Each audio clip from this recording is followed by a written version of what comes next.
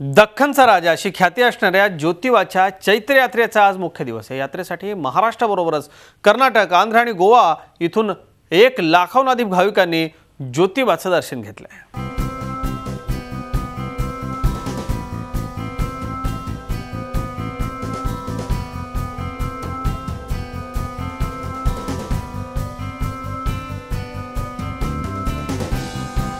ज्योतिबाच्या नावानं चांग भलं, केदारनाथाच्या नावानं चांग भलंच्या गजरात दख्खनचा राजा ज्योतिबाची यात्रा पार पडली।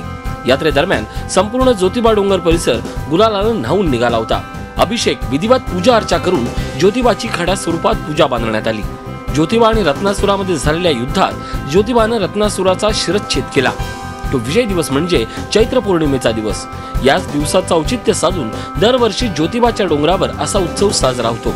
कमीत कमी 5 लाखाच्या वर भाविक इथं आलेले आहेत। ज्योतिबाच्या चांगभलाच्या गजरात ज्योतिबा डोंगर हा न्हाऊन गेलेला आहे आणि तसेच आज देवाची राजेशाही थाटातली पूजा आहे। आज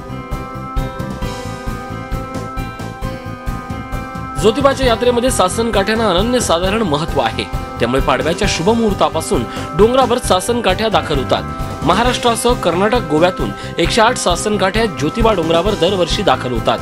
गुलाल खोबऱ्यांची उधळण करत आणि पारंपरिक वाद्यांच्या गजरात सासनकाठ्यांची मंदिर परिसरातून मिरवणूक काढली जाते।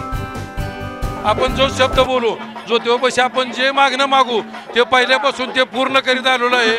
त्यामुळं आम्ही पहिल्यापासून या ज्योतिबाला आमचे पहिल्यापासून आजोबा पंजोबापासून आम्ही येतोय आणि इथून पुढे येत राहणार।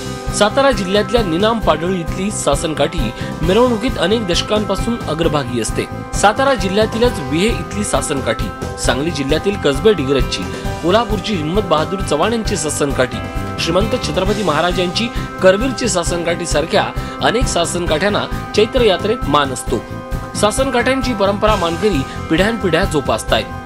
दुष्काळाचे ज्यावेळेला सावट आहे शेतकऱ्यावर, मी सुद्धा शेतकरी कुटुंबातला एक मुलगा आहे। त्यामुळे यावेळेला मी ज्योतिबाकडे मागणी केली आहे की यावेळेचा सगळा दुष्काळ हटून जास्त चांगलं पाऊस पाणी पडावं आणि शेतकऱ्यावर जे काही दुष्काळाचं सावट आहे ते सगळं निघून जावं आणि जी माझी इच्छा आहे ती ज्योतिबा ही पूर्ण करेल हा माझा विश्वास आहे। ज्योतिबा हा सुख समृद्ध देणारा आहे। ज्योतिबा प्रत्येक यात्रेकरूचा मनोकामना पूर्ण करो हीच ज्योतिबाकडे सर्व मागणी आहे। यात्रेनिमित्त पालकमंत्री चंद्रकांत दादा पाटलांनी शेतकऱ्यांचे सगळे प्रश्न सुटावेत अशी प्रार्थना ज्योतिबाकडे केली आहे। गेल्या वर्षी पाऊस चांगला झाल्यामुळे महाराष्ट्रातल्या शेतकऱ्यांचं उत्पन्न 40,000 कोटींनी वाढलं। पुढच्या वर्षी हा पाऊस चांगला झाला तर हे उत्पादन आणखीन काही हजार कोटींनी वाढेल आणि त्यामुळे पुढच्या वर्षी सुद्धा 17-18 मध्ये चांगला पाऊस व्हावा असं ज्योतिबाच्या चरणी मी प्रार्थना केली। यात्रेचा मुख्य दिवस म्हणजे सत्याचा असत्यावर विजय म्हणून पाहिला जातो। त्यामुळे इथे येणारा प्रत्येक भक्त विजय मिरवणुकीमध्ये आनंदानं तल्लीन झालेला पाहायला मिळतो। प्रताप नाईक, झी मीडिया, ज्योतिबा, कोल्हापूर। झी 24 तास रहा एक पाऊल पुढे।